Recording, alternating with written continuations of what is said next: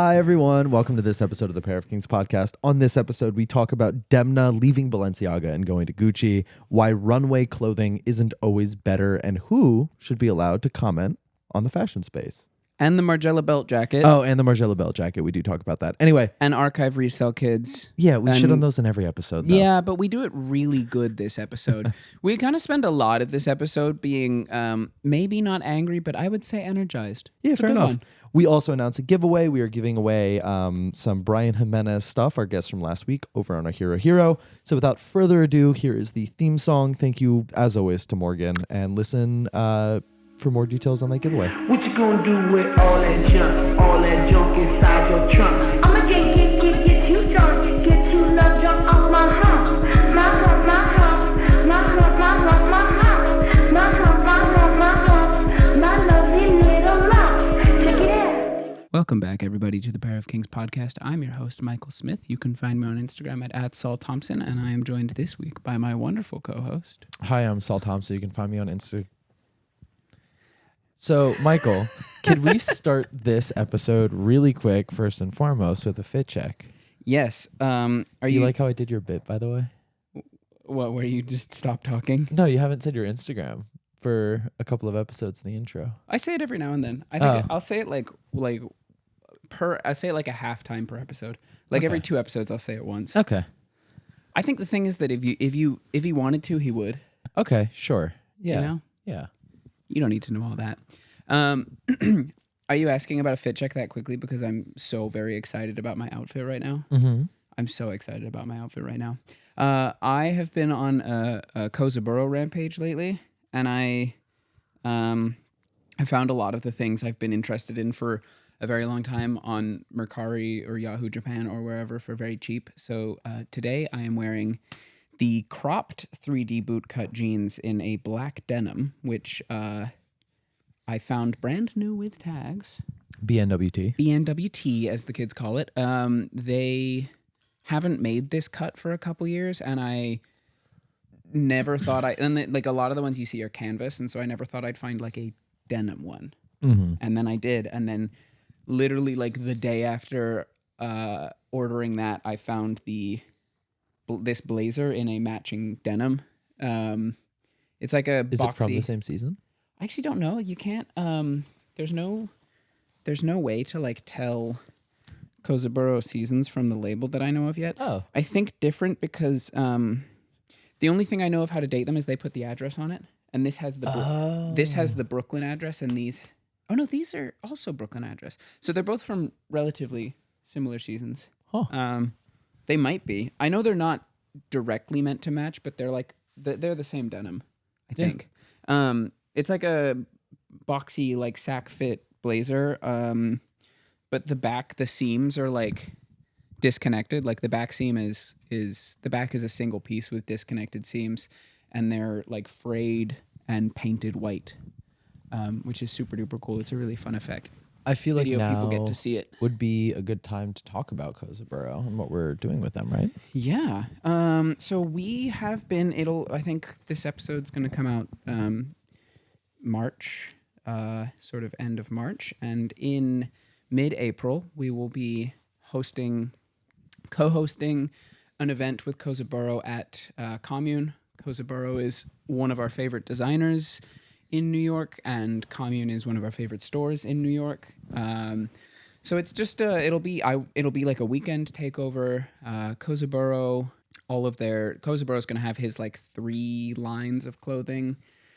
So the main line, Wave of Sand, which is the more like casual, sporty stuff, and then the Phantom Ranch, which is the like stapled together, like the hats and the belts and things. It's going to be on April 11th. I believe it's going to be the 11th, 12th, and 13th off the top of my head. So it'll be a full day takeover or a full weekend takeover. And on the 12th, there will be a Phantom Ranch event, I believe the 12th, for the hat making that they do.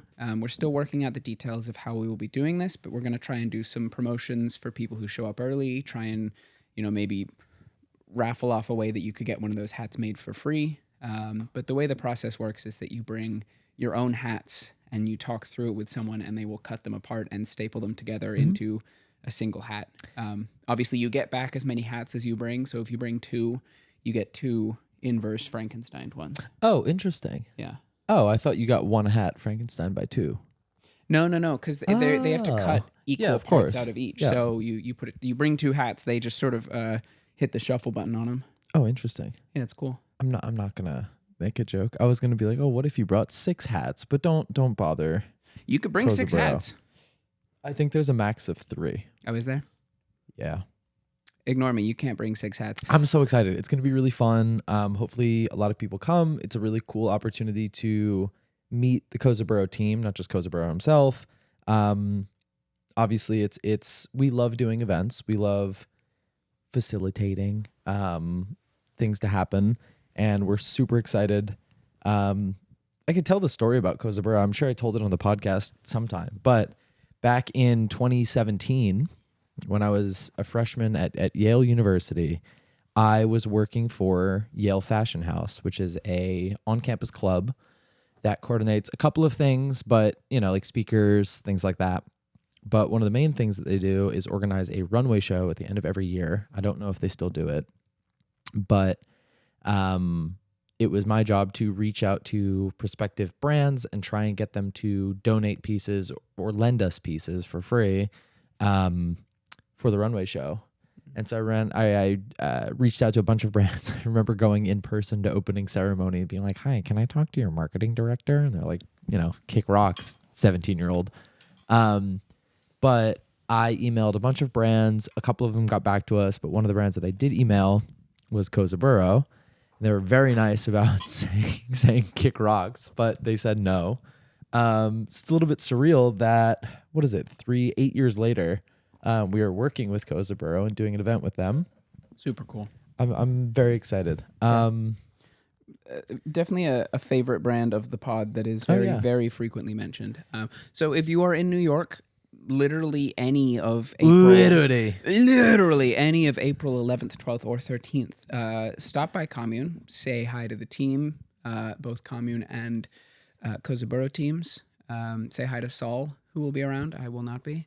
Sorry. I'll put it this way. First person to order a hat through Kozaburo or buy an item from the pop-up, message me confirmation. And then if you come to the event and tell me that you're coming, I'll bring you a banh mi. And we can eat it together. That's the one. Yeah. I'm very excited. So it'll be really cool. Super excited to be working with Kozaburo. Cannot praise them enough.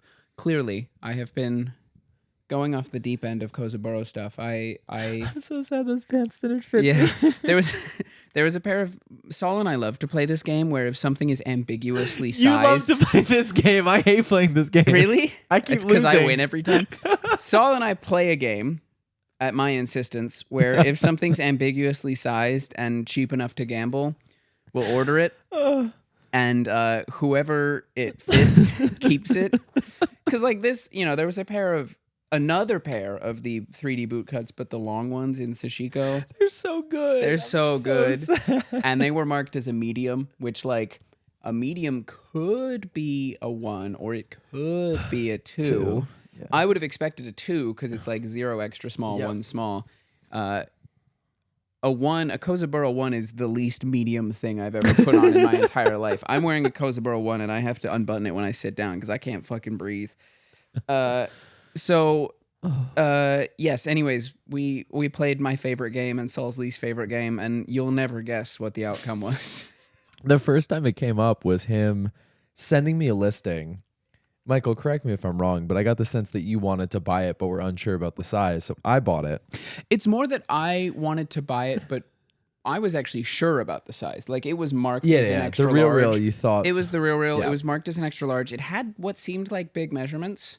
they and measured it wrong. Yeah, and it was also, it was blue. It was like a felted coat. And I was like, this was not in, there was no ulterior motive here. I was sending that to you because I was like, this is an $80 Kozaburo coat and Yeah. you probably look sick as hell in it. Yeah. And then it was so tiny. Yeah. It's small. It fits me and I've ripped it open 3 times. You blew out the back. Ain't nothing new to me. You should have brought it to the studio and see if they Staple it. Yeah. Actually, yeah. So I sewed it myself, and then I talked to Kozaburo about it, and he said he would have stapled it for me. That's You okay. fucked I'm up. gonna keep ripping it. I've ripped it again Okay. already. I need to sew it more. How did you rip it again? It's just the felted seams. It's old. It's from 2017. Mm. The felted the seams are made to be seamless, quote unquote. Yep. So it's like very thin thread stitching them together that you can't see, like a blind stitch, and then they felt the seams down. Got it. But because the jacket's so old, the felting doesn't, like, felting starts to just come apart eventually on a fabric like that. So he even said it himself. He's like, yeah, this isn't like the most durable construction we've ever done, but if you bring it to us, I'll fix it. Oh. So, you know, he stands by it. So one of the sleeves is now torn in a new place. So I might just see if he'll staple it. Could be funny. Could be really cool. Could be cool. But hey, you got to do a fit check. I know you've been shaking trying to do this. I feel pretty normal. No, so I finally got my Devoa Superstruck jeans in a 13.5 ounce Zimbabwe cotton. Beautiful. I know a lot of listeners don't know anything about this. They're great. I don't know. They've clearly been worn before. I got them for significantly off retail, which is still pretty expensive. But you know, like some of the seams are sort of coming off, some loose threads. I don't think in terms of construction, just in terms of having been worn a lot. But they're great. They're really they don't cool. look that worn. They look No. good. Yeah. But I don't know. They have a lot of small details. You know, a lot of really cool intricacies. The pant shoe interaction's kind of crazy. I love pant But no, shoe like interaction. curved hems on the bottoms. Oh yeah, they are. They have this little vent that you can open and close. They got magnetic pocket They flaps. got magnetic pocket flaps. The pockets are really nice. I don't know what they're lined with. Go on, stick your hand in there. Oh, yeah? Feel what? Oh, that's soft. Yeah. The Ooh. only problem is Ooh. just the movement of your thigh against it will click your phone. And so sometimes like volume will just go way up. Yeah. Not like, or it'll pause your music, which is even more annoying. They're great pants though. You looking at the zippers? Just zip checking. Huh. Nice. Would you determine? Big old YKKs with a custom pull. Yeah. Yacht. Yeah. It's cool. Did you know about that? You got YKKs on those? I think so. Previous to this episode, we did an episode with Brian Jimenez, and you guys were talking about zippers either before or on the podcast. We recorded it a while ago, so I don't exactly remember. But I don't know that much. My interaction with zippers was a huge argument long time ago in the rep community. I think it was on a pair of Geo baskets, like the Korean Geo baskets either had Riri zippers when they weren't Riri zippers or vice versa. Ricagni? No. So I think, they wanted the correct zippers, but the factory producing them would put on the Riri zippers, which they claimed were better. But they I think weren't. you mean Ricagni, right? Riri zippers are typically quite small. Whatever. No. I know what you're talking about. Where like, so Rick shoes used to have Ricagni zips, and then they had YKK zips for a while, and then they switched back to Ricagni zips. Is that what you mean? And the factory was using Ricagni. Whichever fake factory was trying the Korean. Daft. Yes. They were getting it wrong, but everybody was like, "Oh, it's the better zipper. Oh, they're better than the retail ones." $400 grown men paying $400 for fake dunks. Beautiful. Yeah. Well, so I like the milk dunks. I'll just say it. I think they're cool. Leo, there's no chance in hell you're licking my hand right now. Wait, you like the fake milk dunks, or you just like milk dunks? I just like milk dunks in general. I like the way that they weather.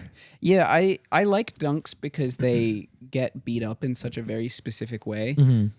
Like the leather gets really kind of fuzzy and soft, and they get really like Geo baskets hold their structure a lot, and like dunks I feel like get really like floppy, but also like dunks are very clearly made by someone who doesn't know how to make shoes. Like it's it's like it's Rick trying to make a sneaker, but like with only ever wearing, like he'd never worn sneakers. He was a boot guy, and he's like, I'm gonna try and make a pair of sneakers. And so that's why it's this like he started out making like a regular crepe sole boot. And then he's like, oh, this needs to be a sneaker. So he put a strip of rubber around it and stapled it on the back. Cool. Built like shit. Yep. Horrible shoes. Love that. Construction wise. And honestly, as far as dunks go and like dunk soles, I think some of the reps might do it better at this point. Because, we've got like 20 years of technology on Rick, and like these are people who actually make shoes for a living. Yeah. Whereas back then, Rick was like not that. Yeah. That makes sense. But that being said, they're better. I mean, you're just paying designer markup at that point, right? it's the designer markup, bro. It's the designer markup. These fell off the back of a truck. Yeah, no, I mean it's the same factories. They just don't put the labels on them, so you can buy them for cheaper. So we've got some big news coming out of the fashion world. This happened yesterday. Oh yeah. Demna is going to Demna is leaving Balenciaga and going to Gucci. Yes. I don't necessarily want to talk about the change. My only take is that I just want to see the clothes before saying anything. Yeah. Well, so I have some takes. You're probably more educated on this. I'm excited. Well, I talked about this on my Instagram story, but it's very interesting to see if you read the comments on fucking any Instagram post, the Gucci Instagram post about it, the Business of Fashion Instagram post about it, literally anyone, it's full of comments that are like either rest in peace Gucci, like, oh, Gucci's about to suck, Gucci's dying now, dead brand. Gucci has sucked for like 2 years. Well, yeah, that's part of it. Okay. It's like people saying like, oh, this is going to ruin Gucci, as if like Sabato's been some like angel, as if post Alessandro Gucci has done anything for the world. And then the other thing is like, oh, finally Cristobal's like spirit can rest in peace, or like finally they're going to stop like ruining Cristobal's legacy. So I think in hindsight, I can talk to like hindsight as 2020. Not to say it was ever in the moment that skewed, but talking about Demna's run at Balenciaga, before he got there, if it wasn't Guesquière, however the fuck you say a French name, Wang. I'm not going to try too hard. Well, no, I'm saying Guesquière was really good. Yes. Wang sucked, was Wang. Yeah. Pee-pee butt, stinky. Alexander Wang can't design his way out of a paper bag. Also terrible human being. But my point is, I thought if you look back, nobody was thinking or buying or interacting with Balenciaga in the slightest. Oh yeah, the people who were saying like Cristobal can finally rest in peace did not know the name Cristobal until like 2018. Yeah, at well, best. probably later, but yeah. Yeah, I mean at best. Like these are people who had no idea who Cristobal Balenciaga was until they started seeing Demna designs. Say what you will about. I understand maybe if you think that like, okay, stuffy old Spanish fashion house should have stayed stuffy old, Spanish fashion house. They already brought in Alexander Wang. It already wasn't that. They already had Guesquière there. It wasn't that. But let's just say, for argument's sake, that it was stuffy old fashion house. I think Demna was a really cool pick and what I would like to see more of in the industry, because he made himself through vet very recognizable. Mm-hmm.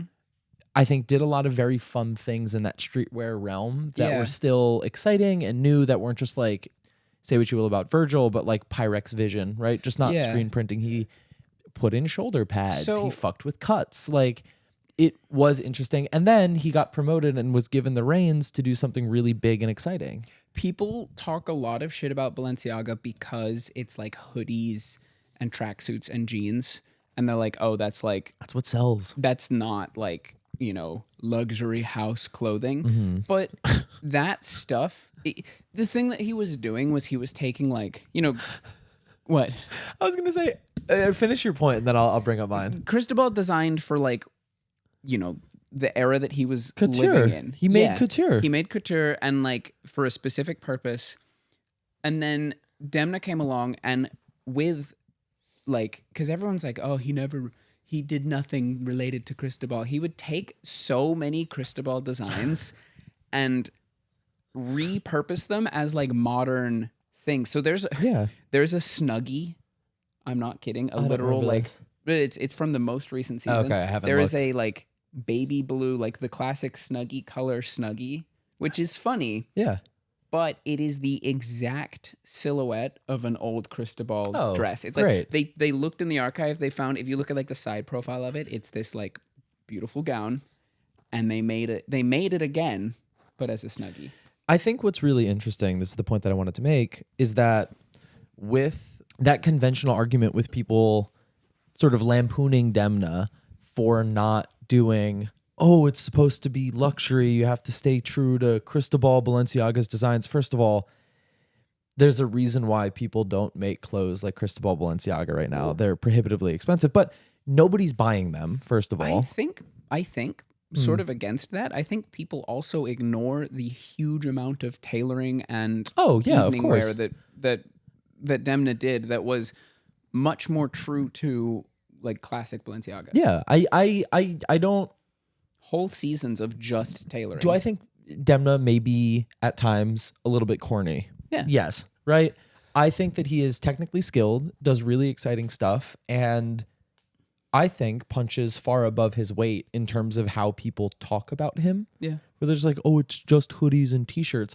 First of all, and we've had this conversation a million times, I won't rehash it, but that's the shit that sells.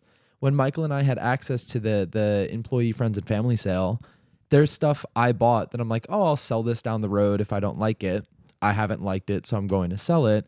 But that sits. However, if you had bought one of the Balenciaga, it just says like Paris on it, sold in 2 minutes. Yeah, right? Demna did incredible things to revive the sales of an absolutely dying brand. Yeah, I mean, you can hate on Demna for not just pumping out couture and you know, but also the people saying all this stuff, the people saying like Gucci's dying and like finally Balenciaga will be good. Yeah, not buying any of it. I do think it's cool because if you look at, again, some of the people that we talk to in the fashion industry, nobody has sat down and been hypercritical of Demna outside of like his recent collection. Oh, it's kind of boring. There's a couple of things I liked. Maybe it's a little bit stagnant. Fine, you can argue whether or not that's a sign of him sort of with his foot out the door. I don't think the Gucci thing happened overnight. The Gucci thing's been happening for at least a few months. Yeah. But point being, I don't think that anybody who's actually a critic or somebody that knows clothing or anything of the sort was that down on Demna as a whole. And again, you can critique him or whatever, but if you go to the comments, it's like suburban moms who are still on the satanic panic. Yeah. Was that 2023 now? Yeah. 2 years ago? The like Fox News Tucker Carlson bit about like Balenciaga being Satan worshiping. Get over it. Yeah. I'm so sorry. I'm You're not better because you buy clothes made by Bangladeshi children in indentured servitude. I'm sorry. I'm not giving you the moral high ground based off of that. Yeah. You can't buy Balenciaga because of one ad campaign, but you're absolutely killing kids with all your other purchases. Yeah, I love all the chemicals dumped in the rivers of Southeast Asia. That's cool. That's cool. That's cool. Just but an intern fucking with a set? Yeah, no. Don't make kids hold punk teddy bears, because that's inexcusable. That's all right. Draw the line. Just kill them. The labor injustices I can stand. Gray area pedophilia is where I'm cutting this off. By the way, I don't think that was actual pedophilia. I think that was a very easy way to get people angry at something and sort of Fox News rage bait. That was a prominent gay man who is obviously a pedophile because he's gay. Yeah. Kind of like rage. Yeah. That was around the same time that people were talking about like drag queens, like drag queen story, the real threat to our nation. Yeah, it was in the exact same like news cycle of like drag brunch with kids. Quick, whatever. Bring back the coal mines. Yeah. Actually, I there's a more nuanced conversation about the coal mines of West Virginia. Basically, you can't build out a renewable grid without coal, and I think that you can't get coal without kids. That's true. Yeah. So I'm moving to West Virginia. Everybody, I'm gonna have 13 children, and they will be working in the mines. Yeah. If we lose a couple. That's why you get 13. That's why you get 13. It's an unlucky number. If it goes down to 7, still above 50%. Yeah.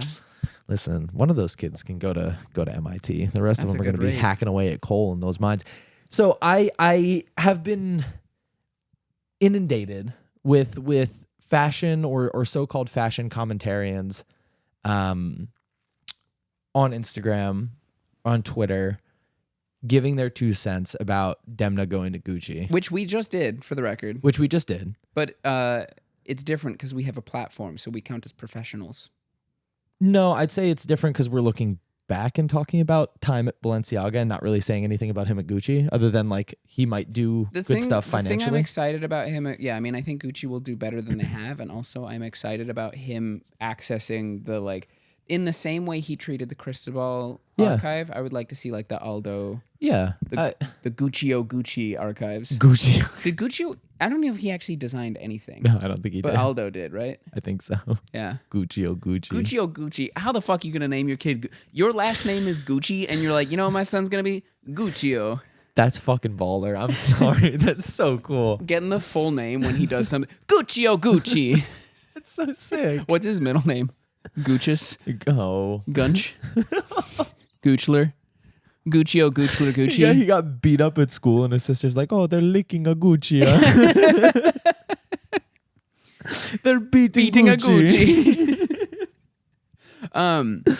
No, so I've been inundated with videos and takes on Twitter. Everyone's just quick to get their one out. Everyone's a critic. Possible. I don't think you should be allowed to offer fashion takes if you have a filled beard.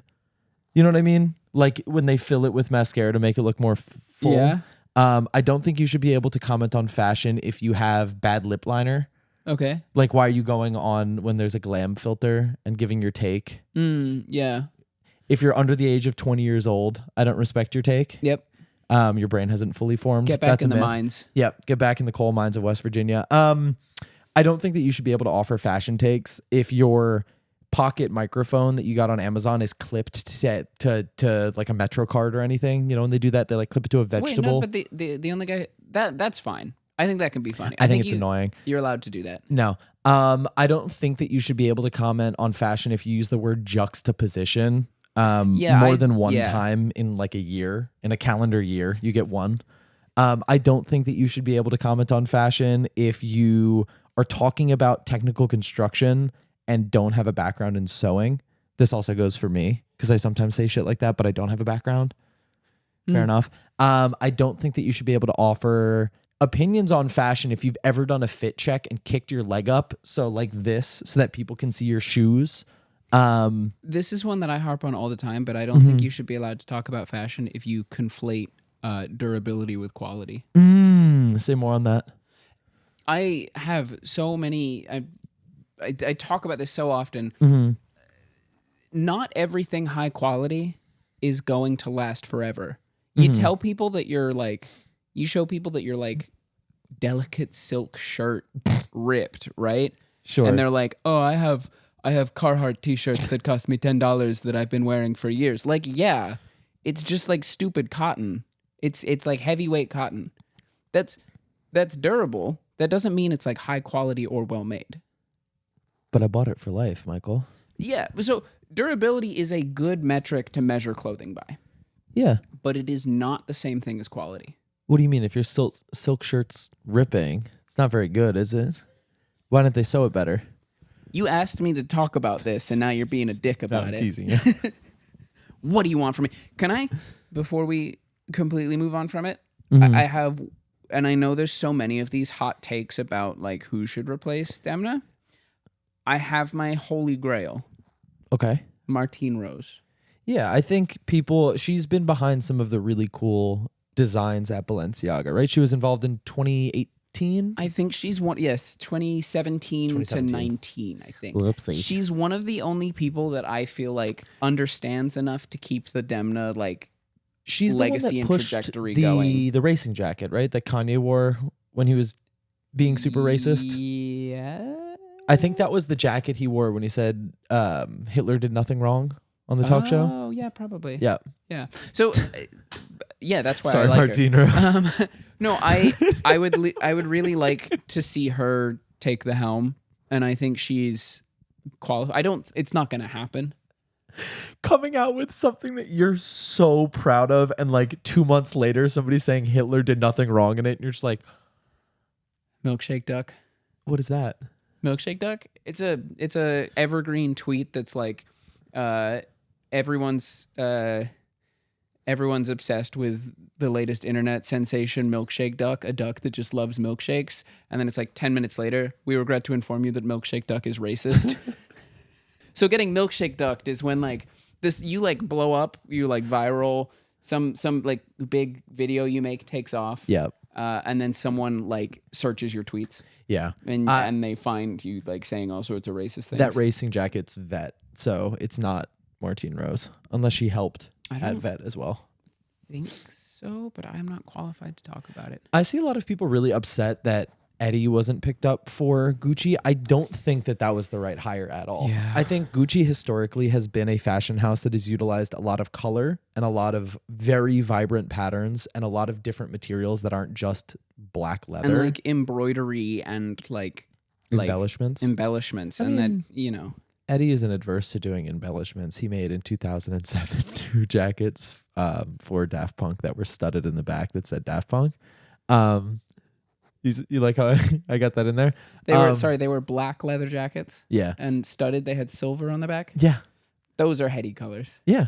No, that's not like a Gucci floral embroidered suit. I'm trying to think through. I mean, his collections at Saint Laurent. Yannick, sorry to give you some work right now. Could you throw up the rocket ship parka above me? I think the thing is that, and I find this true of pretty much every creative director currently, is like, it sort of doesn't matter who they're under. It doesn't matter what name is attached to it. Oh, like the house. The creative director.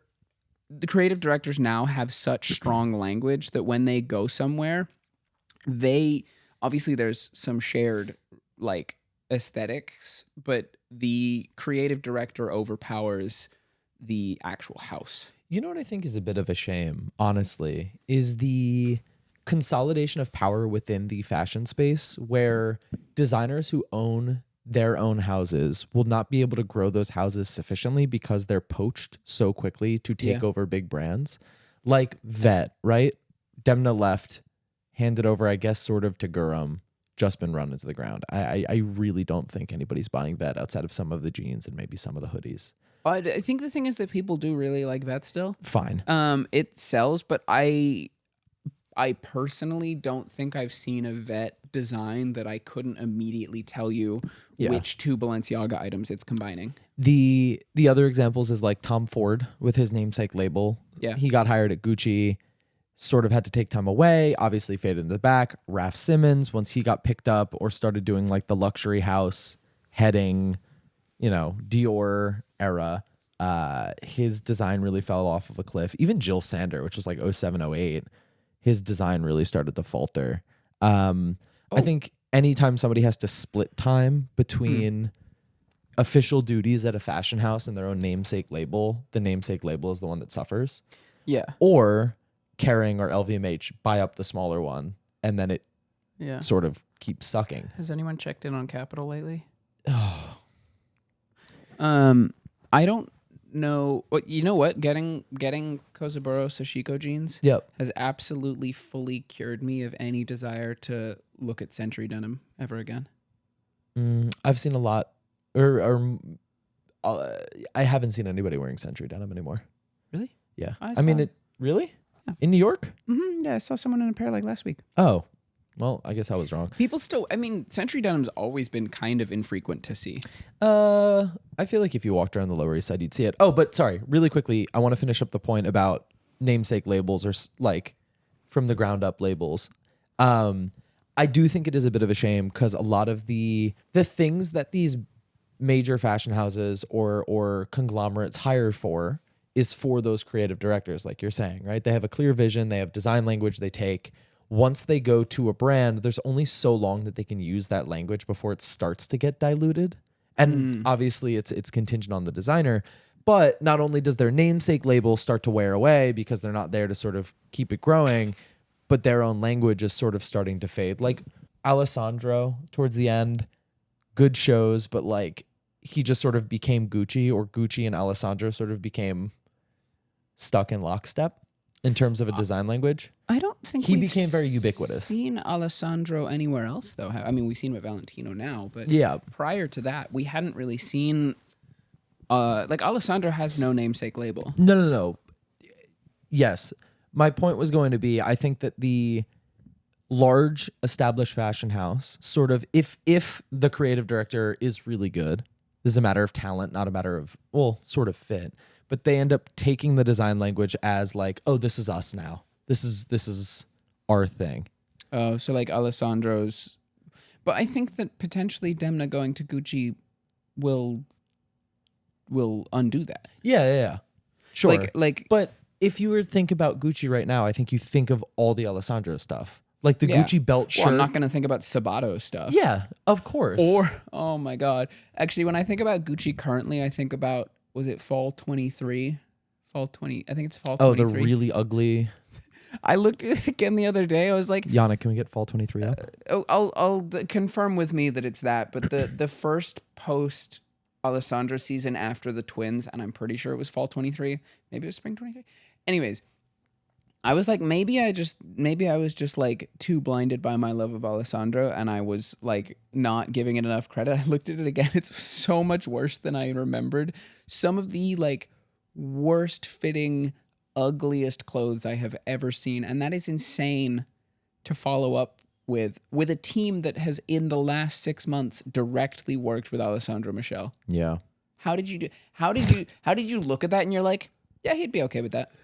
Like, yeah, that is basically the same thing. Fucking like bright orange like pants and like V-necks tucked all the way in. Yeah. Oh, it's fucking hideous. I do think it's the power of a good lead designer, creative director. Yeah. Humor me with this. When you think of Louis Vuitton, Yeah. whose designs do you think of? Virgil. Humor me. When you think of Balenciaga, who do you think of now? Demna. Okay. When you think of Gucci, who do you think of? Alessandro. Right. But that's just because I'm one of those like shit ass newfangled fashion people, and there's a ton of people I could find you who would answer that completely differently. But that's also like the most annoying guy ever voice, where it's like, actually, I really like Gasquier's take in 20. Well, so you've sure. sort of boxed that into either I agree with you or I'm the most annoying guy ever. Yeah, of course. Okay. If you don't agree with me, you're against me. There's not any space for dissenting you opinion. You did not leave that. There was no incorrect answer for that you would have accepted. I think in the long term context of the podcast, a lot of the brands who have made these good hires became financially successful, at least for a short amount of time. Yeah. Based on those design codes, right? Like people love the Balenciaga sock runners or the triple S's or I whatever. like those Balenciagas, yeah, the ones that look like socks. Right. Louis Vuitton did it with a lot of the bags even that Virgil brought in. You could argue that like a lot of those bags are Marc Jacobs era, just reeditions. But my point being, I think that you can't really know how good something's going to be until they have financial success. And maybe There are so many designers now with the like musical chairs that like get one shot to make a perfect season, and if they don't do it, they're out. well, Peter Doe at Helmut Lang, right? Where it was just kind of bad. He had two seasons, but And yeah, they were I mean, it was both bad. Yeah. Never Stop Gambling. What if season 3 had been the one? I feel bad for Peter Doe. He left his label. His label got bad. He went to Banana Republic. He made stuff. It didn't sell. But that wasn't meant to be a full-time position, right? No, that was no, just no. a capsule. Yeah, but like it didn't sell. Then he went to Helmut Lang, made 2 seasons. And it was bad and didn't sell. That's also on Banana Republic's continued, like another notch on their like on the prison wall of them trying to get cool again. You know, just they're like, oh, we'll do it this way. White Lotus collab. That'll make us cool for sure. More influencer campaigns. Yeah. Quick. Banana Republic just absolutely fiending to be relevant with a young crowd. Who can we give $40,000 to make these polyester shirts look good? Quick, pull up a Social Blade. One interesting thing, sort of related to Banana Republic. Yeah. Balenciaga gay hoodies Yep. and Kanye in general Yeah. really helped to propel Gap into a more fashion space. I see a lot of kids who clearly model themselves after Balenciaga Yep. wearing a sized up Gap hoodie. Like Yeah. I see way more Gap hoodies in like Interesting. cool outfits Yeah. in the last few years than I would have prior. And I think it's because like halo effect, like because of Demna borrowing the graphics, Yeah. and then because of like the short-lived prior to his full before his death, Yeezy Balenciaga conglomerate collab. Yeah. I think it really made them into a cooler brand again. Similarly, I think real quick, anytime Yeah. you make the reference or anytime the reference is really easily accessible, yeah, that will make sure that it becomes popular again. yeah, any like parody shirts, I would say, are probably very good for whatever they are parodying. Oh my God. I think DHL shirts, yeah, like DHL shirts or even just like the New York City souvenir shirts, yeah, which were like sort of around in 2015, 2016, but the like Lower East Side girly look where you have the studded New York City hat and then the shirt that's like Daddy's Little Meatball or whatever the fuck. I feel like those came back in a big way right around 2018, 2019, right when that like irony core got popular again, especially through TikTok. yeah, And then you had like Y2K indie sleeves that brought the studded hats really back. yeah. Walk around Washington Square Park, you'll see like 8 girls with jelly nails. I don't know what they're called. And like that outfit. Yeah. Sorry, I didn't mean to cut you off. No, you're good. I was just, there's another sort of I think this is, here's my in list. Not really, but here's something on my in list for like the coming year. The year is coming. I'm sorry, what is the year doing? So about a year, maybe a year and a half ago, Puma started doing these like very exerted effort to become cool again. Yes. And like it was, it was kind of, they were hosting events. They had like Emma Rogue host a party, like starting in like relatively small spaces. Yes. Like Emma Rogue compared to Puma is a very like different audience size gap. Yep. But I think starting there, and they like seeded Pumas to pretty much everybody in the Lower East Side. Yep. Gave out tons of the like whatever they were reissuing, sort of an attempt at like dethroning the Kill Bill Onitsuka Tiger. tigers. Yeah, the yellow and black tigers, to become the like shoe of the summer. And I didn't think much of it at the time, but in retrospect now it has fully paid off because they did that Rombao collab. Which one? Rombao is the one. I know Rombao. I just don't know the shoe that they worked on together. They sent me a pair. The bouncy guys. The bouncy guys. Sure. Yeah. So they did a Rombao collab that everybody seems to love and that is selling really well. Good for And then Rombao. a huge collab with Balenciaga. The entirety. Puma Balenciaga. Yeah, the entirety of the last like third of this runway. Yeah. Is just I still haven't looked at the most recent Balenciaga runway. I mean, admittedly. it's not that exciting. Okay. It kind of, so a lot of the suits in it feel like I like the distressed suits. this distress suit is incredible, but the Yep. regular fit, and it's incredible for the distressing. The fit itself is a little Sure. but the suits in the beginning that are just like regular cut suits really remind me of department store Gucci, Yeah. like the non-runway Yeah. stuff that just gets like. Is it like whatever for Gucci or whatever? No, where it's still Gucci, but it's just like the stuff they don't show on the runway. It's Oh, just like oh, oh. wholesale Yeah, business, yeah. like suits that You're gonna find it at Saks Fifth. Yeah. Yep. I'm not saying in a bad way, not department store like derogatory, but like the suit, like if you go to the suiting section at Saks Fifth, Yeah. you won't find the weird Gucci stuff. Yes. You'll find like plain black suits. I love the buys. My mom lives sort of near Saks Fifth, and so I always make a point to swing by and like see the buy. There's always like it's clear somebody's like, yeah, can we please get like 2 of these, please? And so to be like, Balenciaga's a great example. It's like hoodie, t-shirt, jean, ugly shoe, ugly shoe, and then like craziest jacket you've ever seen, Yeah. 1 pair. Craziest pants you've ever seen, 1 pair, both marked down to like 80% off. So like this look one from the. I really like that suit. No, and it's, don't get me wrong. It's a good pants. I say this in no way Wait, I love negatively. Yannick, this is look 1. Just if you want to throw it up. from Winter I 25. really like the makeup. and like the weird sort of like grease ball. That might just be that dude's face. I love it. But like, so this is a regular blazer. It looks like neoprene, but yes, No, it no, is just a regular that's just blazer. a regular wool blazer. And then these are like Blazer. regular pants that are maybe slightly too long. Yeah. And like slightly boot cutted. Okay. So that like which I think is why everyone's saying it's boring. Like it really does just kind of look regular. But I look like Brock Lesnar. so there's, don't get me wrong. This is like here's the here's the Snuggie. Oh, hell yeah. It's I don't know what it's referencing. But look cool. 30. Yeah, I can try and track down the dress that it's referencing.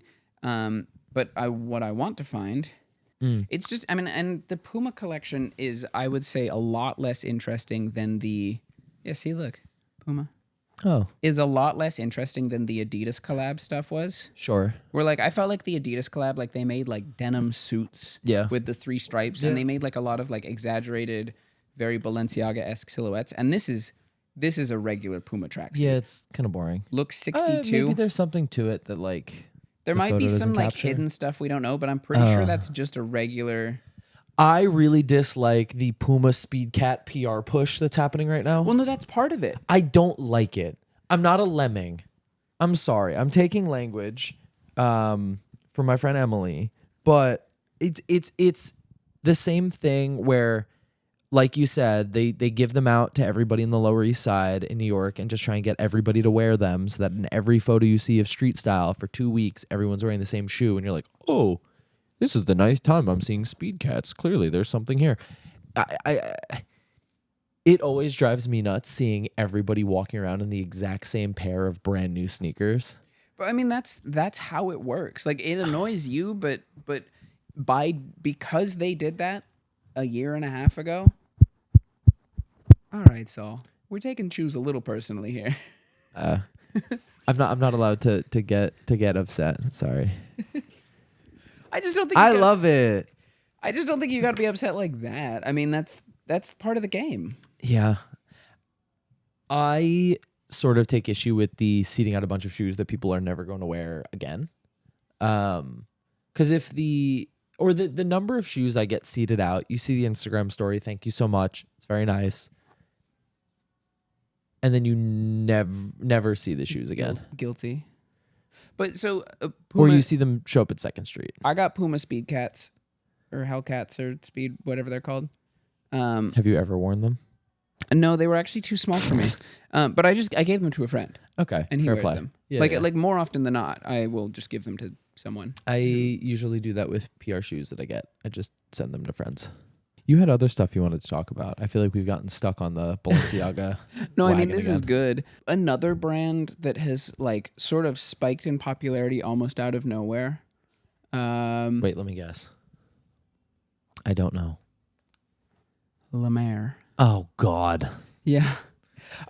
And I remember Lemaire from doing like a Uniqlo collab 10 years ago. The problem child of the row and if Beams Japan had a baby. Yeah, and like it's not for some reason out of nowhere all of the semi preppy people have started to love, and even some of my like goth clothing friends have gotten really into Lemaire, and I personally can understand it. There's one person I know who wears Lemaire really well. Michael Bray. He owns a couple of restaurants in New York, and he'll wear Lemaire and mix it with some other stuff. It looks great on him. Like all flowers to him, but I think he's the exception, not the rule. I mean, the thing is, I don't think Lemaire looks bad. I mean, some of it looks horrible. They have this pair of like disgusting like floppy boots. Yeah, that I hate so much. That's Our Legacy Camion boot for me. That really square toe, flat toe. Yeah, their shoes are bad, but like, and you know, personally, I'm a fan of a big pleated dress pant, but there's so much the like hashtag classy streetwear vibe, you know. Their recent runway show was good. I saw it? that and I don't hate it. But there's also a divorce between what you see on a runway and what people wear of a brand. Yeah.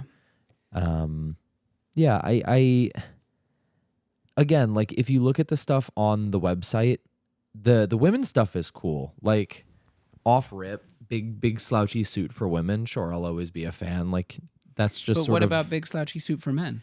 a lot of the times it's guys who don't feel comfortable actually wearing slouchy suits. They buy the size smaller and then it's not slouchy. It just looks bad. But like that's ugly. I don't like Yeah, that. that's hideous. I'm looking at zipped blouson in Blouson. technical lyocell. Like a lot of this stuff just looks boring. It looks like Jacquemus without color. It You is- just turn saturation to 0 on 2021 Jacquemus. It's very boring, and I don't actually know how this happens. That like Lemaire just suddenly becomes the brand that They seeded out to a couple of people. you think that's what it is. Yeah. I just Throwing Fits loves Lemaire. I just keep seeing people talk about it, and I guess I mean, you know, people got to dress regular. The elevated basic industrial complex. Yeah, it's the claims another elevated victim. exactly. And like, look, there's nothing wrong with elevated basics. There's honestly, end of the day, other than some like boring, maybe ugly things, there's nothing wrong with Lemaire. I don't think a lot of the stuff looks that good.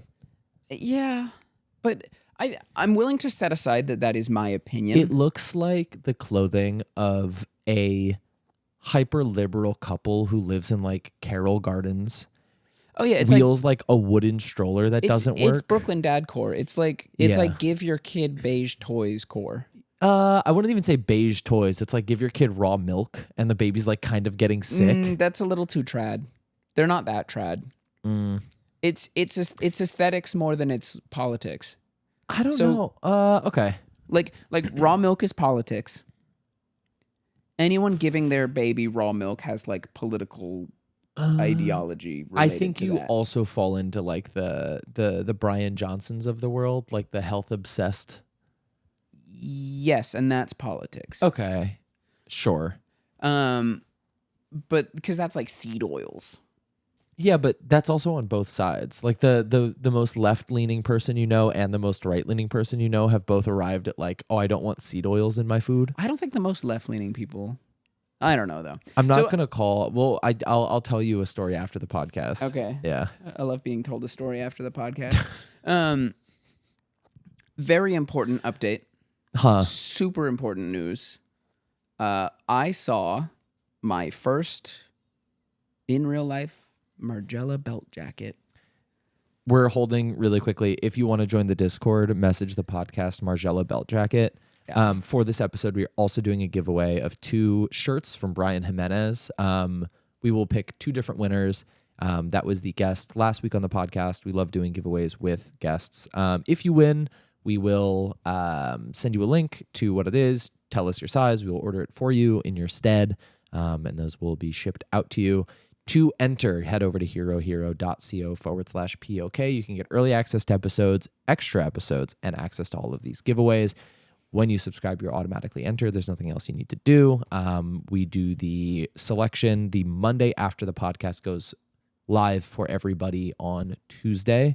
So if you're listening to this on a Tuesday or after that, the subsequent Monday will be when we select the winners. Thank you so much to Hero Hero for powering these giveaways. We really like doing them.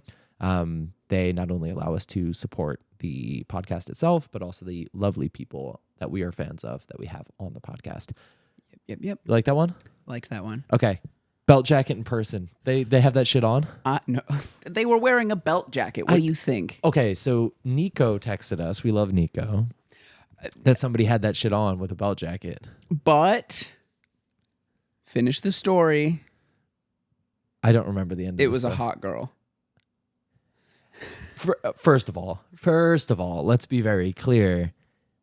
It wouldn't be the first time in history that hot person wearing whack shit makes whack shit good shit. Exactly.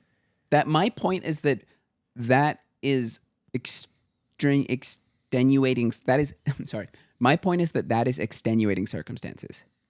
Like you. Not that I'm saying that hot girls can't dress well, but if a hot girl wears something bad, first of all, she gets all women are hot. If a girl wears something bad, she gets graded on a different scale. You get like blinded by it. Are you not able to see past women's facades as objects, Michael? You think that women are objects, Saul? I think that again, if somebody's very beautiful and they look good in the clothing, it adds to it. I don't think it detracts. No. And I'm agreeing that it adds to it, but I think you have to normalize the score and give the credit there to because the thing is, she in that instance could be wearing anything and you would like it more. So you have to bring that down. I don't think that inherently makes the jacket good. Okay. No. First of all, let's not get too far away from the point. That jacket fucking sucks. Okay, Let's be super clear on that. See? However, if that jacket is cut for a certain body, let's say it is a 6'1" tall, gorgeous woman, right? And it just looks good on her, fine. So be it. Right? There's some shit I can't wear because I'm sort of built very wide. I will never look good in Andy. And this is not the like it only looks good on them because it's skinny.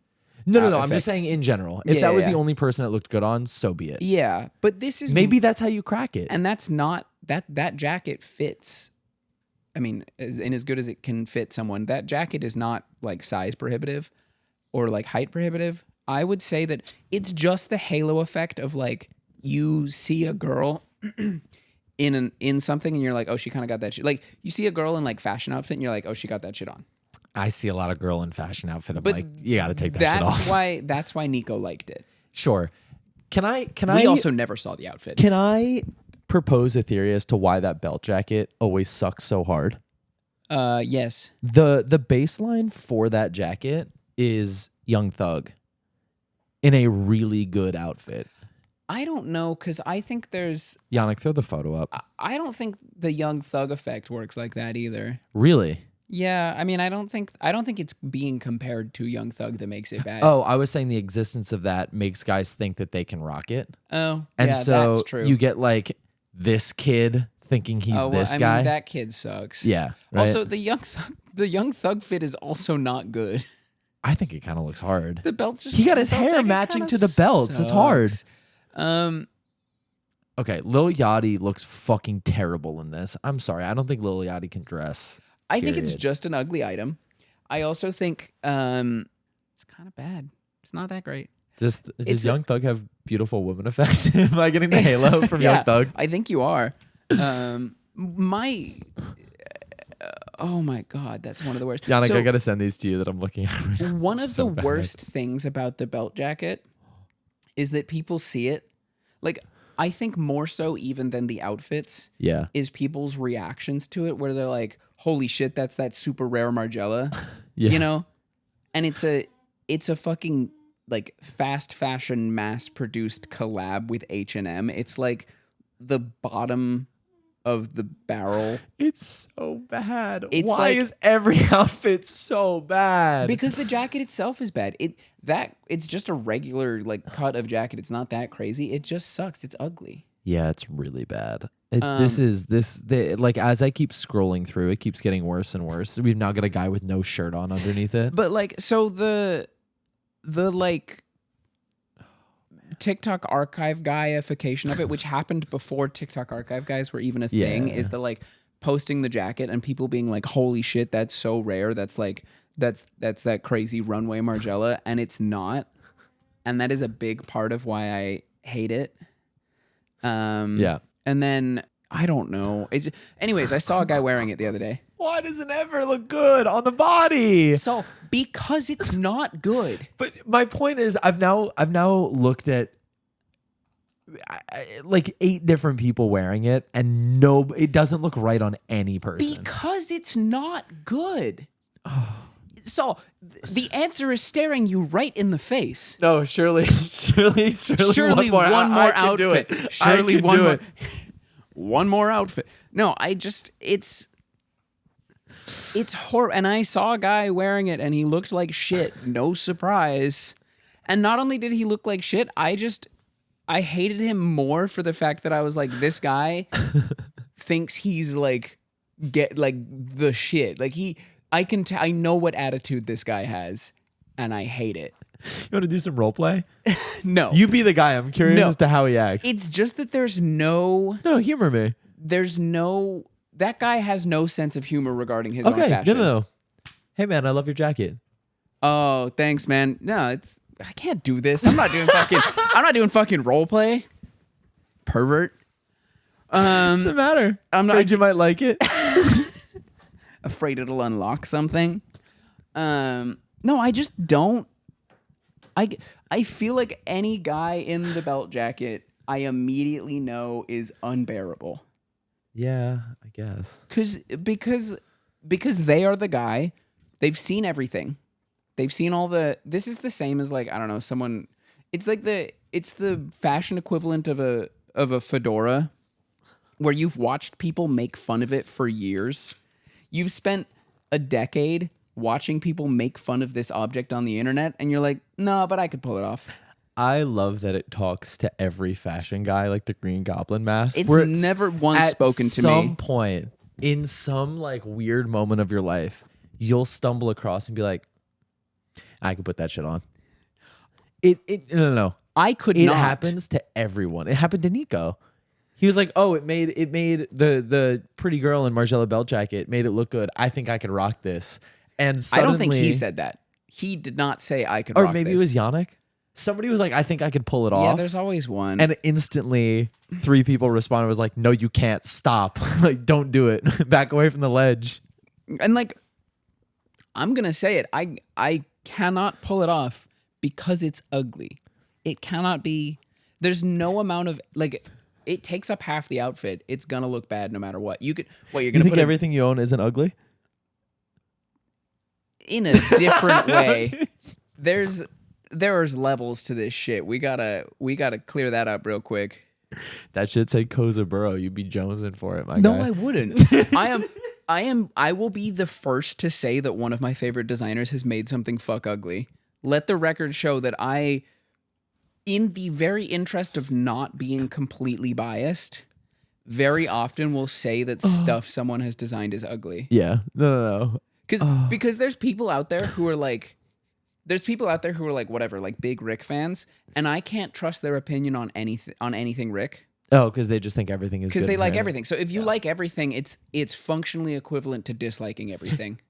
I think to really enjoy something, you have to be able to critique it. Also, for any listeners, the squeaking, Leo has discovered a toy called Flappy Bird. I have one that I got for him, and he goes ballistic with it because he thinks it's a real bird. I'm not going to let him destroy Michael's, but when I pulled it away from him, when I pulled it away from him on the floor, he was trying to rip open the back and pull the guts out, which he loves doing. But now he's insisting that I give the toy back to him. I apologize for any squeaking. But yes, no, I could rock it. Yep, I'm different. Guy who I can fix him. Guy who was just saying that he looked at 10 different body types wearing it and they all looked bad. No, they're not built like me. You think it's gonna look good on like scrawny broccoli hair, archive TikTok fashion kid? No.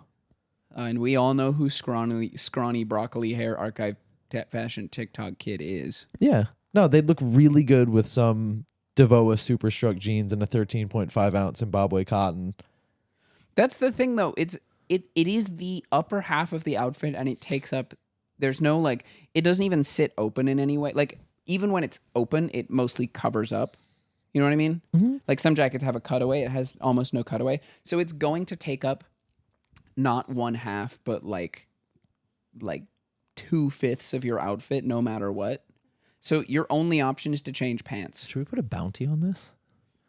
No, because I'm not going to buy a... No, I'm just saying, to the person that can send us an outfit where you're like, oh, that looks good as hell. I'm not going to. What do you mean? I'm not going to say it looks good because it's... this is the point I'm making. The jacket takes up the jacket takes up a large portion of the outfit. I don't think you understand and the jacket is what ugly. I'm offering. Okay. If somebody can get you to be like, oh, that shit's hard, they win an award, a prize. Okay. What? Oh, $25. Is that fair? Send you a pair of Geo baskets. Really? It's not fucking happening. That's why. Okay. It's an If ugly you'd like to jacket. win a pair of Geo baskets, slide in the podcast DMs with a photo of you. It has to be of you in a good fit with a Margiela belt jacket. The thing is that someone's going to do this. Someone's going to slide it. They're going to be like, oh, I'm the one, I'm him, I can pull it off. They're gonna slide into the DMs Yep. with a fucking ugly outfit, wearing a fucking ugly jacket, and then I'm gonna say that shit sucks, and they're gonna be like, you like it, you're just saying that because you don't want to give me GeoBaskets. That exact scenario is gonna play out. Okay.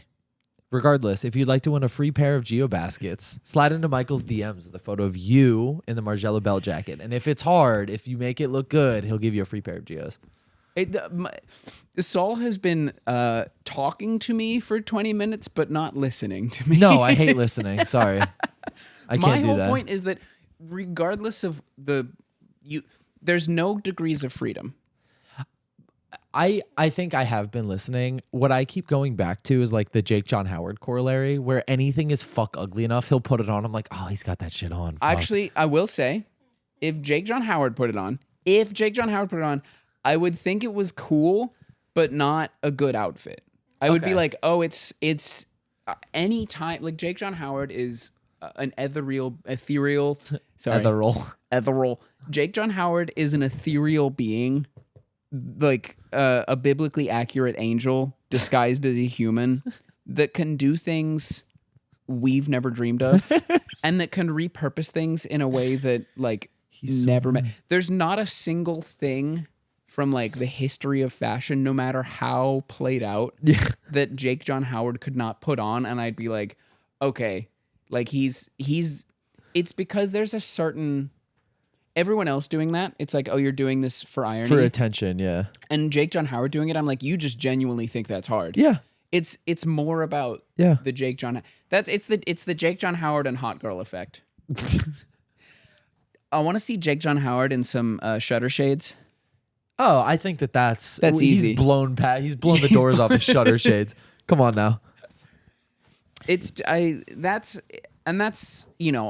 I don't think Jake John Howard gets to be in this conversation because this is about humans wearing it. I don't think that you should be able to offer opinions on fashion if you work full time as a stylist and all of your stylings suck. Well, that's just. I don't think you should be able to offer opinions on style or fashion if you've ever worn jeans with a leg opening less than like 6 inches. I've worn jeans with a leg opening less than 6 inches. Sorry. You invited me to be on your podcast full time. Yeah, but do you understand this? You also realize I don't listen to your opinions. What'd you just say? He's geeking. My dog is tweaking. That boy tweaking. He's not locked in. Leo, lock in. Leo, lock the fuck in. What else do you want to talk about, Michael? Oh, I had a thought. I had a theory. Oh, don't hurt yourself now. I had a theory. Okay. That part of the reason that like Raf Simons has become such a... Oh, yeah, this was your take. I'm curious. Yeah. Did I tell you I had a Raf Simons take? You did, and you said I wouldn't like it, but you wanted to talk about it on the podcast. I never said you wouldn't like it. Oh. You really don't listen to me, do you? I thought you said I wouldn't agree with it. No, I said I don't even know if I agree with it. I have a theory.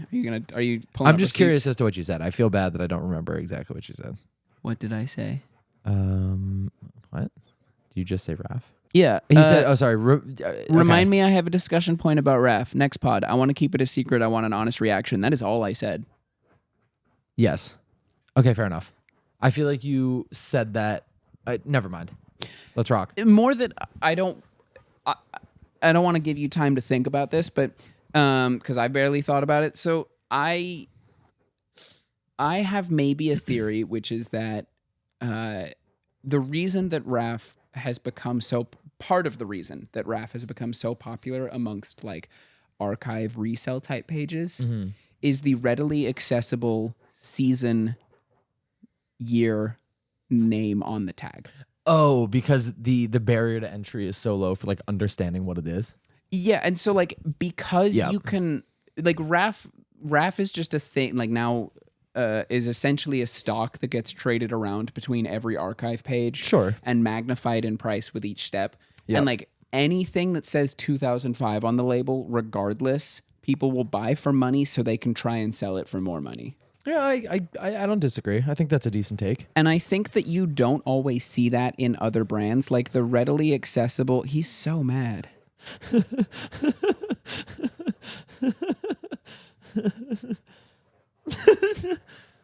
Why is he doing that? I don't know. You piss me off, Leo. Why? He's fucking on my couch. Bro. You got 2 cats. Yeah, and they piss me off when they do it too.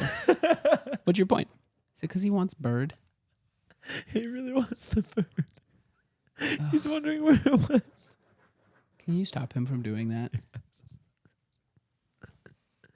I'm sorry, Yannick. You're going to have to cut this out. I love this weird dog. Oh, he's so weird. Oh. My bird hound has OCD. Oh. Okay. So the readily accessible, definitely so in the way that Raf marks things, and slightly so in the way that Rick marks things. Okay. Because Rick, most archive people are too stupid to understand the actual tags. Yep. Which is incredible because you should see a ton of them and it's very easy to figure out.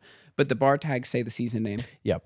And then and those fade. So like older stuff, you can rarely tell what it is unless you're not stupid. And then, which archive page, so not much hope there. Raf stuff has that like, it says 2005 in non-fading tag on a ton of his stuff, right? Until I want to say 2012. So in the peak reselling years where everyone's like, oh, Shadows and Deliverance, Born on the Runway, blah, blah, blah. Like, I think that effect, like, because it's just like old Raf immediately expensive, has contributed partially to its popularity. Not saying that like it's not good or it's not like it's like popularity is not warranted, but I do think that listen. I love Raf Simons. I think that a lot of the popularity on some of those pieces is completely overblown. Yeah. A lot of the pants degrade really fast. The cuts on everything are really weird. The sizing does not make sense. Everything's a 46 for some reason, but half of the 46 stuff fits like an extra small. Some of the 46 stuff fits like a large, and it's never consistent.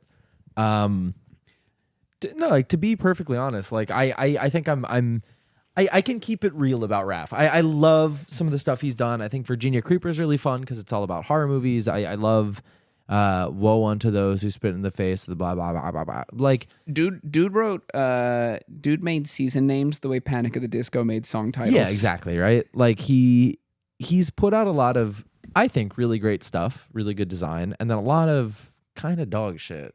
And unfortunately, a lot of the cool stuff on the runway is kind of built like dog shit. Like, this is super sorry. This is why your opinion of Raf is valid. Oh, thanks, man. Because you're able to, because you're not blindly supporting everything he does. I'm not glazing. You're not glazing. So I saw someone in like a Reddit, not a Reddit, sorry. I don't go on Reddit. I'm regular. I saw some guy on a Discord. Sure. So much better. Some guy on a Discord buy, sell, trade thread. Yeah. Selling a,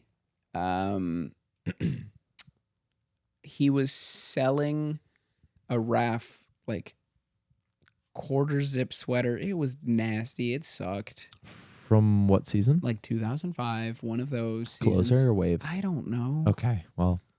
I don't know. Sorry. I don't pay attention to that shit. All I know is that he was selling a boring and ugly, I think it was like sweater from a season. The actual details here are not that important. Sure. He was asking for like $1,250, I'm guessing. Yeah, at least. I think it was like $1,200.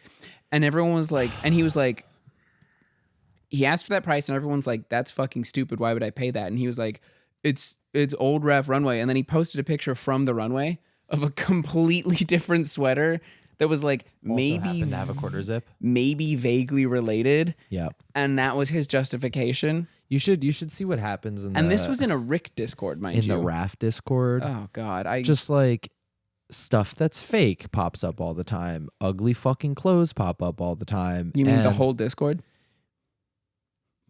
So there is actually, it's not a terrible price. Damn.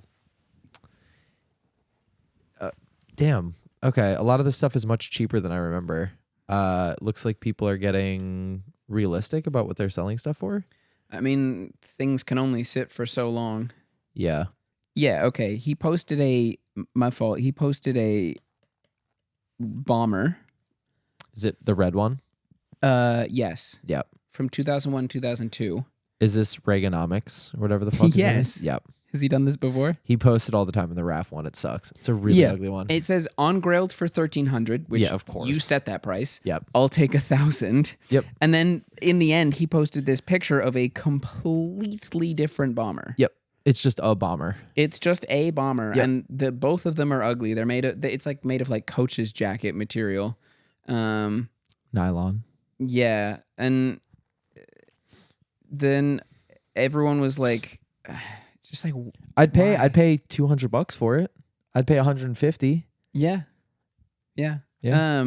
It's not good. Yeah, people don't collect Raf. They just increase the price by 5% and sell it to other luxury resale Instagram accounts. Yeah. It's just being passed around.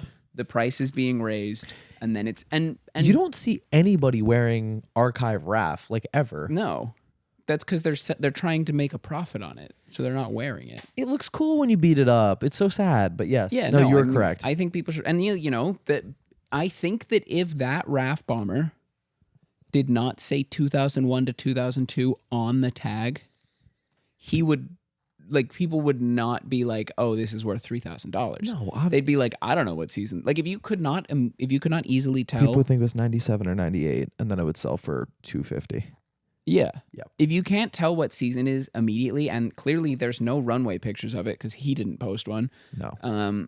Then you wouldn't be like, oh, this is worth $1,300. Also, if it was a sample, the wash tag would have something written on it, or it wouldn't have a wash tag. I don't think he was claiming it sample. Oh, okay. I think he was just like, oh, it's a runway piece because there Also, was something vaguely similar. I think there's this perception that if something was shown on the runway, it's incredible. Yeah. A lot of those runway pieces fucking suck. They're not finished. They're falling apart, and they're really weirdly cut because they're cut from runway models who Yep. are all tall, hyper skinny. In a lot of, like, if you buy anything like Eddie Dior, Eddie YSL that's a runway thing, and I've made this mistake before, this comes from experience, it's not going to fit you. Yeah, that's crazy. It looks like shit. It'll be like, yeah, tagged size 34, and you'll put them on. It's like Michael wouldn't fit into these. It's so dumb. Stop buying or stop conflating runway with good. Runway means they chopped and screwed it. Yeah. Runway means it was not a finished product yet. Yep. And they made it even worse. Yep. If they're a good designer. Very rarely have I actually bought a runway worn sample. Oh my God, there's a pair of Rick boots on Grailed that's the actual runway worn plinth boots, the like furry Tims. Oh, okay, with sure. the strap, but the left shoe, I think one of the shoes has been dipped in black. It's been dyed black. Oh, for the runway. No. What? No, on the runway, all beige. What? Whoever owns them, whoever bought them, dyed one of the shoes black. Why one? Why not both? Stupid. And then they've got these like strap around them. They replaced the strap with a black strap. Can I guess how much they're selling for? Oh. $1,600. You are allowed to guess how much they're selling for, and you are allowed to guess how much the current person selling bought them for.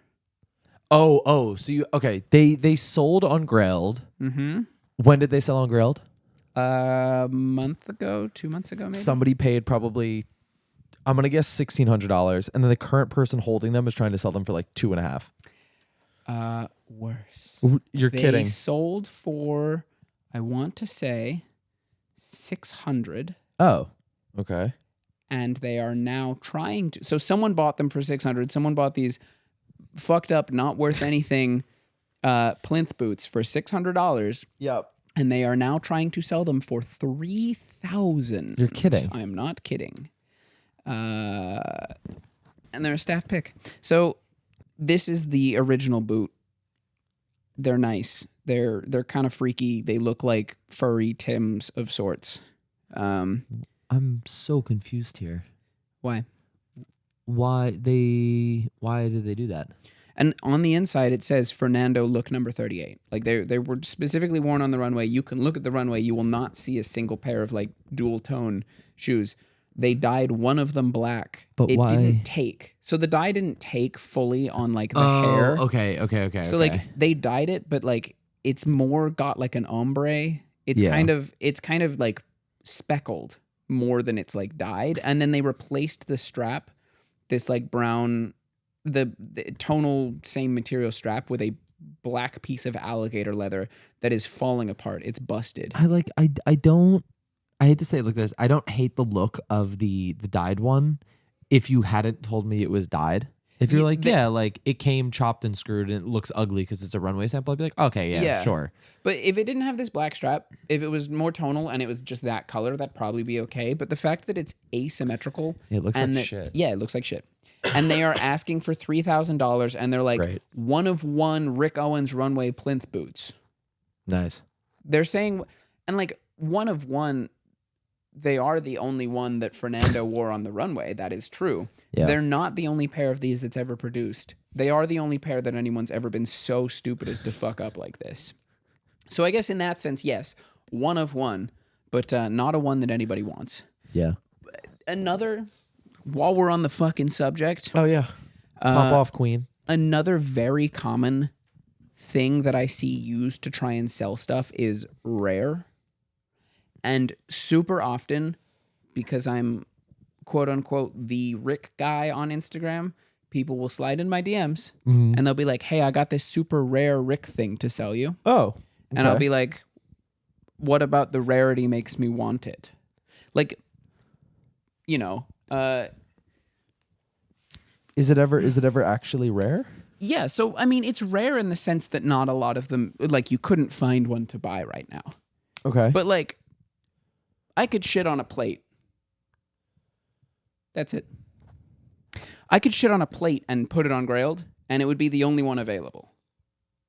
Does that mean it's good?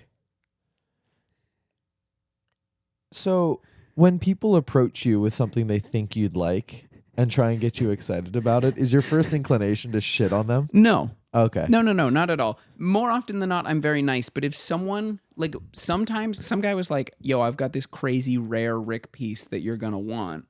And I was like, what is it? And it was a beanie.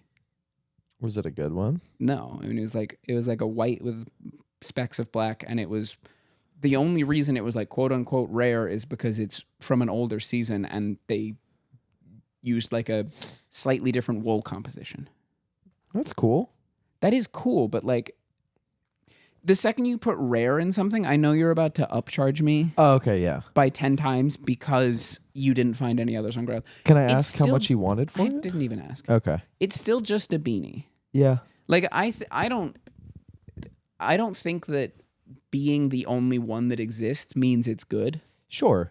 And I more often than not, that's the only justification people give for making something expensive. Yeah. Yeah. Like that beanie, sure, probably a nice beanie. It's not going to be better for me than literally any other Rick beanie. And I don't, rarity is not a good benchmark. No, I agree. I mean, we're not trading CS:GO skins. You know what I mean? There's not like a golden aura that you can get around a Rick item that's going to like put it higher on the value on the market. I think inherently what drives price is demand. Yeah, I feel like it's kind of like I don't even know what I would call it, like squirrel brain, bird brain, some sort of like ooh shiny type thing to be like Magpie. because there is only one of these, it's more valuable as a whole in the world, and I don't really treat clothes that way. Sure, but that's not the way everybody treats it. I know, Yeah, fair but enough. this is my soapbox. Yeah, okay. You trying to get Soap- up here with me, or are you trying to? Soap has a box. Soap wants to know Soap wants to know. There's if you actually want this one of one Rick Owens beanie. There's very rare. there is a model named Soap. Oh yeah, Birth name actually. yeah. Soap, California. She got super famous because she Thank you looks for like one of the Hadids. Yeah. Not a bad way to get famous. I'd no, do it. no. All right, let's Wrap it up. Yeah, we've been yelling a lot. We've been angry. It's a good episode. Angry old men yell at clouds. Song of the week for me Yeah. is going to be fuck. I had one that I was really excited about and then I kind of forgot about it. Obvious by OK Lou. I fucking love OK Lou. Okay, Lou. Okay, Lou. OK Lou, bitch. I am going to go with 3D Country by Geese. Cool. They Tell me about 3D Country by Geese. Basket Case Gallery did their pop-up this weekend. Mm-hmm. On Monday, they kept the pop-up open for a day longer, and they had a piano in there the whole time. Yep. And they had this guy Cameron Winter, come in and play a show on the Monday night Cool. before closing.